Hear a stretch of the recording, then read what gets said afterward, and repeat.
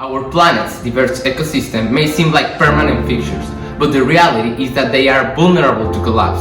The jungles can turn into deserts and reefs can become into lifeless rocks. This tangled weave of biodiversity is vital for the survival of organisms on Earth. We humans are woven into this biodiversity on Earth too. If a few strands are lost, our own well-being is threatened. We may believe this is not far away, but the truth is that we are only a few caught links to unraveling it all. What the future brings is hard to predict or even unpredictable, but biodiversity can give us an insurance policy. It is the Earth safety net to safeguard our survival.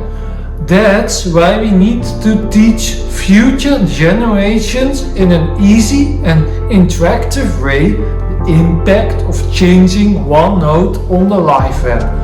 So here's our idea. Shown here is our prototype of the dashboard that we presented during the hackathon. Here you can see the map of the Netherlands and the regions of the Netherlands separated, and the species that have been actually cited in these regions. On the top right of the dashboard, we also have some filters for fauna and flora.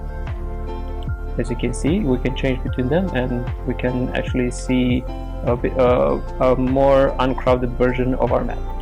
Let's go and select one of the species from the map. We can select the fox, and here is our detailed screen of the selected species.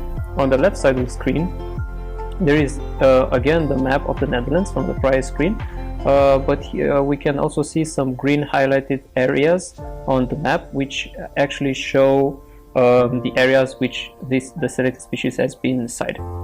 On the right side of the screen we have some details and summary of the selected species, like name, order, family, and some details about all sorts of things like habitat and food sources. And on the lower side we have some interactions like preying upon other species or competitors with other species in this case. Even lower than that we have a begin simulation button which actually triggers a simulation which has the purpose of replicating the effects of selected species population upon other species of animals or plants, and the user can actually manipulate the actual size of the population and see what behavior it will lead to. So if you press the begin simulation, here we have more species that are related to foxes in the food web, birds, rabbits, and also grass. Here on the left side we can actually grow or shrink the population of the foxes and see the effects of doing that. If it's too big of a population, we also have some danger signs here appearing, which also warns us of imbalanced interaction web, and also the same happens when it's too low.